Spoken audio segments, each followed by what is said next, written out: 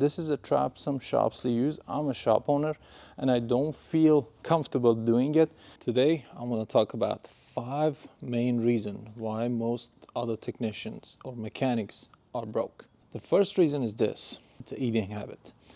Eating habit is one of the main things most auto technicians are not really care. I've seen a lot of auto technicians, they eat outside, not 1, not 2, 3 times a day. I worked at a different dealership like Toyota, Honda, BMW, different aftermarket shop, and I've seen many people, and believe me, I've never seen one of them they can prep food and bring food. They don't care. They come in the morning, they go to McDonald's or stop by McDonald's before coming to shop, get some sandwich, coffee. How much it cost? $8. Who cares? They come 2 hours later for lunch, go same place for lunch, they paid $15. Who cares? And before going home, they stop there and get another snack or some dinner. If you spend 30 or 40 bucks per day for your eating outside, just imagine how much you pay per month, how much you pay per year. If you save that money, let's count it. If you pay $1,000 a month just for eating outside, you're gonna pay $12,000 every year to eat outside, and that's insane. You can save that money. You can pay off your debt. You can pay off a lot of credit card debt. You can pay a big part of your car loan or home loan, your mortgage. No one cares. This is very important, and it's not healthy. It's not healthy, and you need to stay healthy. You need to be careful. You need to be conscious about what you're eating, what you're putting in your body. If you don't, you're gonna fall behind. You're gonna get sick. You're gonna get injured, and you will see that. I've seen a lot of people, they get hurt because their body just get weaker and weaker because they don't get enough protein or vitamin in their body. They eat junk. Be honest. Number 2, buying expensive tools. Unfortunately, most auto technicians, it's like a showing off to other people. They buy a luxury toolbox. They have to have all kinds of tool set, brands. They need to be brands. They need to be Snap-on. They need to be Mac tools. They need to be Mac tools. Believe me, buying $12,000 a Snap-on toolbox with the $800 US General toolbox, it does not make any difference. And it's a joke if you tell me Snap-on toolbox is safer. If you're not working in a safe area, whatever tools you buy, you're tempting people to steal your whole toolbox. Why you spend $12,000 or $15,000 and paying every week for toolbox? It doesn't make difference. Tools, yes, I use Snap-on tools, I use Matco, I use Mat tools, but you can buy used, you can buy cash.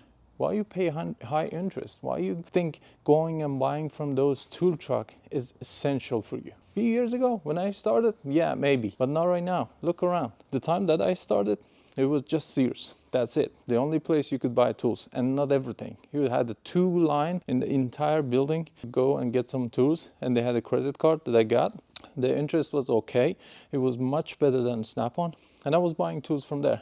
Unfortunately, fell in that trap. If you want to become a good mechanic, you need to have expensive tools like Snap-on and stuff. And I got my first scanner and just started. And as soon as you start buying from them, you keep coming to the temptation to buy more, buy more. Every week you want to go inside the truck to make a payment. You see all shiny tools like a woman go to the jewelry store. It's happened. Don't do that. This is another reason you stay behind everybody financially. This is a trap some shops they use. I'm a shop owner and I don't feel comfortable doing it. And I bought tools for my mechanics. He's learning. He wants to become a mechanic. I bought tools for him and I told him, as long as you're learning, don't buy any tools. After you're learning and you start making money, you can buy tools wherever you want. I'm not saying no Snap-on or no Matco or Mac or Cornswell. I'm saying if you want to buy it cash. There are a lot of people, they sell their tools online. You go to Facebook Marketplace, a lot of tools for sale, Snap-on, Mac tools. If they are good quality, and all of us know they last long. You don't need to buy a brand new, open it up from the box. Number 3, education. Unfortunately, most mechanics I've seen these days, when I talk about, for example, I'll talk about, hey, I have a hybrid car, do you want to work on? Oh no, I don't want to work on a hybrid car. Someone said in one of his books, he said, in 5 years, all of your information that you got right now, it will be outdated. It would be irrelevant. This is true.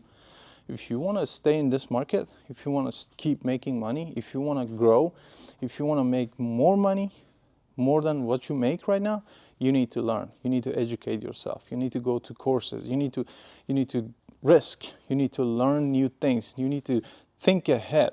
What's coming next? EV, hybrid.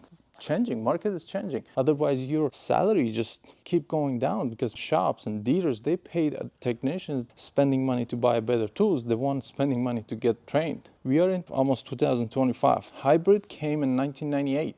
Just imagine how many mechanic shops, they don't touch hybrids. They say, no, we don't want to touch it. We don't know. Ironically, the hybrid, it's easy if you don't scare, if you don't have fear, you can start working on it and you will find out, oh, how easy it is.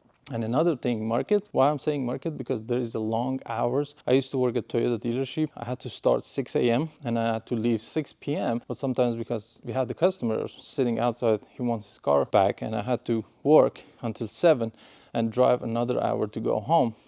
Get home like 8, 9, and I was tired. No energy to read, no energy to study, no energy to pursue another side hustle, and it was exhausting. I couldn't do that. There's another reason. Number 4, if you are a technician, if you work and make money by your hand physically, it means you have a good work ethic. You are a hardworking person. Mentally, you're ready to take whatever you need to be done as far as physically, but sometimes too much. Just let me give you a really simple example. If you want to give a gift to your friend, that's his birthday, or you think, okay, I'm going to give him a gift. He has a car, for example, Honda Pilot, is due for timing change. You're thinking, I'm a hardworking guy. I'm going to give him a best gift. What's that? I want to bring his car to my house or to my garage or to my shop and then change his timing. Buy a timing kit, $200-$300, and they spend 5-6 hours changing it, and it's going to be a best gift. Why? Because you think just physically. You want to work physically to give that gift. But if you just back up and zoom out and think about it, instead of spending that many hours and working hard, get yourself tired, just buy a $100 gift card. What's the difference? And you can use them hours as study or just go make money. Sometimes we, as a mechanic, as an auto technician, because of our work ethic, we think everything needs to be done physically, but not mentally. We don't use and we don't push our brain too much. And that's one of the negative things that I see in the mechanic work. Not just mechanics, it can be plumbers, and anybody work with their body, make money with their hand. It can be plumber, it can be carpenter, it can be mechanic. They work hard and they get used to it, and they want to use it every time. Use your brain as much as you use your body. Keep the balance. Keep the balance. Make it 50-50. Even in your work hard, yep, but you need to work smart too. Number 5, unfortunately, most of us trained and taught how to fix car, but none of us trained and taught, especially in our school, how to save, how to invest, how to use our money properly.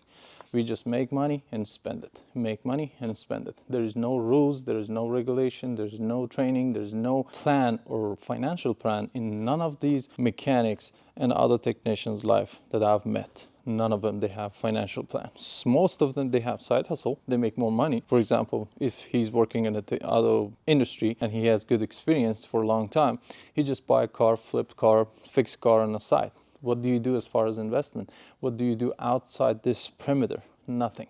They don't do that because they have never trained. There's no training for them. And they don't want to do that. They're not used to it. They don't want to learn. And unfortunately, they're never taught. Nobody told them. Number 5. Some of mechanics, they're scared of taking risk. When I was working at the Meineke, for example, the guy, he was telling me, you are getting paid $22 per hour. I owed like $30,000 just for my toolbox. I was an idiot. And no one told me, hey, you don't need this much tools. And half of those tools sitting in the toolbox, I could rent them out. If I need them, buy it cheaper. But I didn't. Under the impression I need to have all my tools, I need to have a good looking toolbox with all of tools, all the drawers need to be full, all of them need to be stacked, shiny. When you open it, you need to have all kinds of sockets, from each socket, 3 different models, 3 different brands and all that stuff. And I just fell for it. But I took a risk. I told them, I'm gonna quit.